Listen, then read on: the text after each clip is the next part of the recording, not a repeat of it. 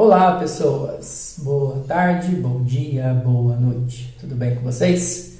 Hoje a gente vai falar sobre Platão, porém a gente vai dar uma olhada no pensamento político de Platão, ok?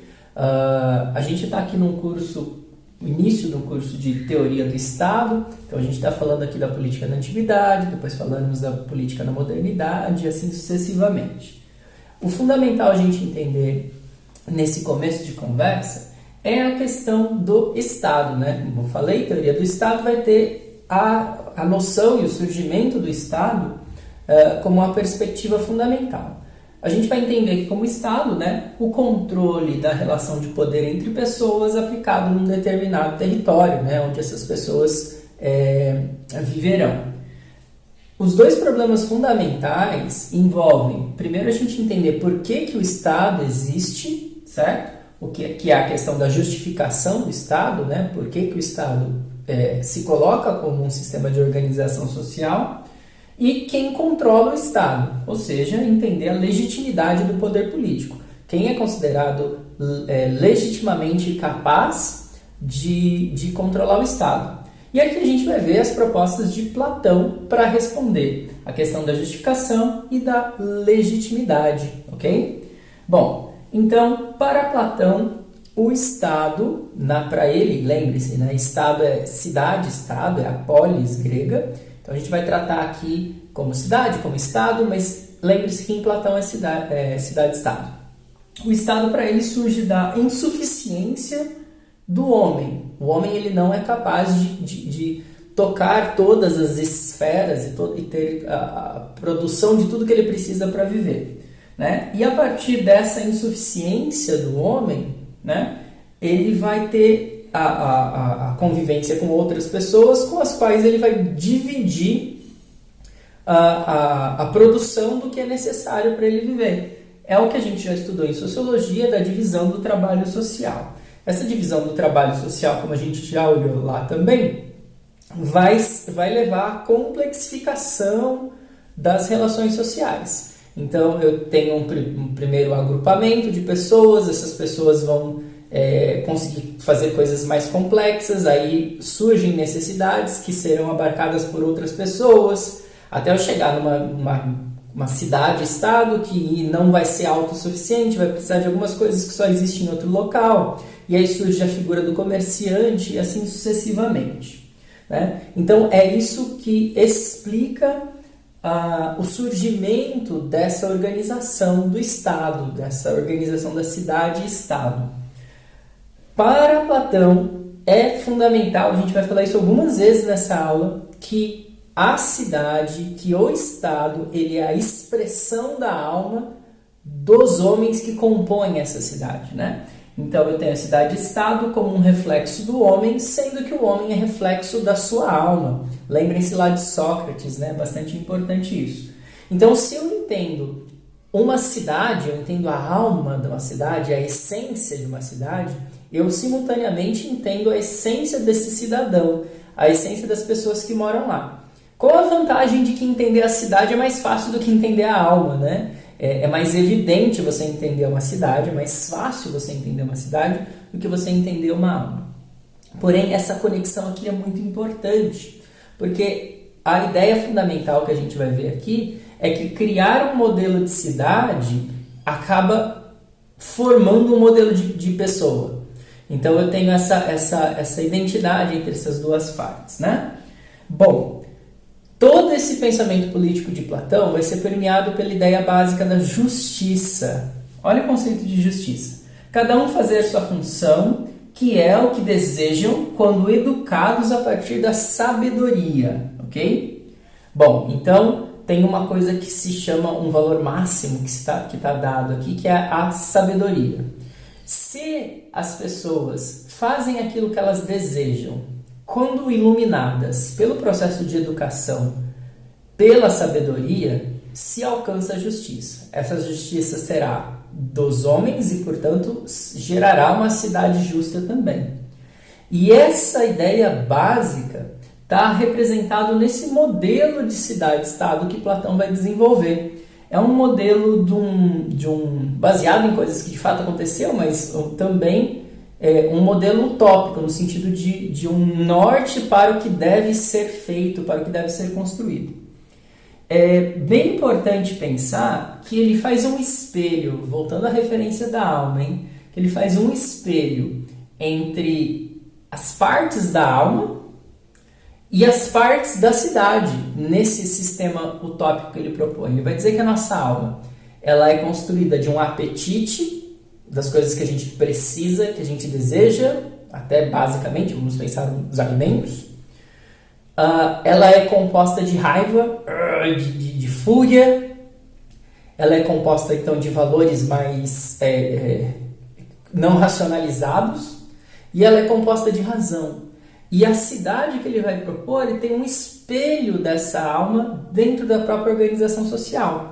Por exemplo, o apetite da alma, ele é espelhado numa classe, numa parte que tem que ter nessa sociedade, que ele chama de classe econômica. O que essa classe econômica vai ser responsável por fazer? Tudo que existe material, né? Tudo que é necessário à subsistência, os alimentos, o abrigo, a roupa, os materiais para se construir as oicos, para se construir as casas, tudo que for necessário para a gente viver. É produzido pela classe econômica, né? Depois, eu tenho a classe militar. A classe militar é aquela que vai operar nos valores de honra, portanto, nesses valores menos racionais, e também existe na cidade. E por último, tem a classe dos magistrados ou dos filósofos, que são aqueles que vão operar com a razão. Então, na cidade, eu tenho um reflexo do conceito de alma em Platão. Vamos dar um zoom aqui na cidade, que é o nosso assunto. A classe econômica tem como caráter negativo, se ela for a classe dominante, a cidade ela vai se corromper em ganância, porque eles operam justamente com a produção de valor, de riquezas, de fartura. Então, se eles comandarem, a cidade vai se corromper em ganância, tá? Os militares, eles operam através da honra, através da glória, da vitória nas batalhas. Então, se eles comandarem, a cidade vai estar em guerra o tempo inteiro, porque eles sempre vão estar buscando esse desejo deles. E isso não vai ser legal para ninguém. Os magistrados têm uma questão. Se eles comandarem, eles são submissos somente ao quê? Eles são submissos somente à sabedoria. Os magistrados, os filósofos, eles são submissos, eles buscam apenas a sabedoria. E a sabedoria não vai trazer um mal à cidade, como é o caso do domínio da classe econômica ou do domínio da classe militar. Então, Platão coloca no topo dessa pirâmide, como classe dominante, os magistrados. Ele chama de rei filósofo, né? O rei filósofo, a gente vai ver aqui. O rei filósofo tem que ocupar essa posição porque a única coisa a qual o filósofo está submisso é a sabedoria. E a sabedoria, repito, não vai trazer nenhum mal à cidade. Bom, essa sabedoria ela vai ser importante, então sabedoria é o topo. Abaixo disso, número 2, a sabedoria ela vai dar origem a um sistema de educação. Esse sistema de educação ele tem que ser aplicado na classe militar, porque se eu aplico educação na classe militar, que deixada sozinha busca a glória, eu consigo ensinar para essas pessoas o valor da vida comunitária. Então se propõe, isso chegou até a acontecer, né? Em Esparta, por exemplo, os soldados eles são criados de uma maneira comunitária, não tem a ideia do que é meu. Eu preciso sempre ter uma vida comunitária construída para compensar a glória. A glória nunca vai ser de um, a glória vai ser de todos, né? A busca vai ser de todos. Então, isso é o que compensa aquela busca da glória, que é a característica da classe de militares. Econômico aprende através da educação a temperança, só produzir aquilo que é necessário. E quem consegue ensinar isso para os militares e para os produtores da classe econômica são somente as pessoas sábias, são somente os filósofos ou magistrados, né? Isso aqui é bem importante. Submisso ainda às leis como uma coisa, vamos dizer assim, que existe se a educação falha, vamos colocar assim, existe as próprias leis. Então, a sabedoria é o maior, a educação, segundo grau, terceiro grau, as leis. As leis serão produzidas por esses magistrados, tendo a sabedoria como guia, e serão aplicadas, então, né, de cima para baixo. Bem interessante isso, né? Último ponto aqui é a gente, então, entender como esse sistema ideal, que a gente acabou de discutir aqui no triângulo, ele pode se degradar, tá? Chegando até a tirania aqui embaixo. Bom, vamos lá. Então, a aristocracia da sabedoria é esse sistema aqui, onde quem comanda é o rei filósofo. O que vai ser valorizado nessa sociedade como valor máximo? A sabedoria, a gente já falou, e a verdade. Mas se a sabedoria perde espaço nessa sociedade, eu caio para o que Platão chama de timocracia. É justamente o governo dos militares, esses que estão aqui em segundo lugar, digamos assim. Quem será governante? São as pessoas dignas, as pessoas honradas, né?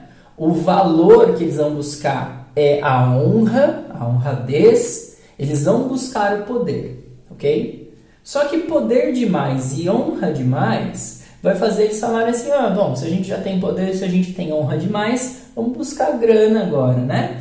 E aí eu tenho a degradação para a oligarquia. Então a oligarquia vai ser tocada pelos ricos, a busca, os valores dessa sociedade serão a riqueza e o interesse, né? A riqueza material, o interesse. A riqueza demais, a busca da riqueza de maneira muito intensa vai levar ao surgimento de muitos ricos, portanto uma concentração de renda, o que vai aumentar a desigualdade social. Aumentando a desigualdade, eu vou ter uma maior quantidade de pobres. Uma maior quantidade de pobres vai conseguir ter uma transformação para a democracia. A democracia, o governo do povo, o governo dos pobres. Que vai ter os pobres, então, como principais atores e vai ter como valor desse governo, desse sistema, a igualdade. Que é o que a gente considera hoje, né? Igualdade, liberdade e fraternidade, lá da Revolução Francesa. Aqui vocês vão ver que, olha como está degradado, olha onde a democracia entra, né? Aqui a gente está vendo que em Platão a democracia ela não é um sistema de governo preferido. Na verdade, ela antecede, ela tem dois caminhos bastante negativos. Ou ela vai virar a tirania, que é o que a gente está vendo aqui, né? A tirania acontece porque, com muita igualdade, se tiver alguém que consegue ser violento e luta bem e tal, não sei o que, esse alguém que se torna violento consegue dominar facilmente os outros. E aí eu tenho a tirania. A tirania é tocada pelo tirano e a barbárie, né, os apetites mais terríveis, são os valores que aconteceram nesse sistema de governo. Então, olha que interessante, né? A democracia ela pode se corromper para uma tirania, e aí você chega no estado de barbárie, ou a democracia ela pode se corromper para o que ele chama de demagogia, que é uma democracia corrompida, onde a efetivação, o discurso nunca se efetiva. O discurso ele é sempre uma desculpa, né?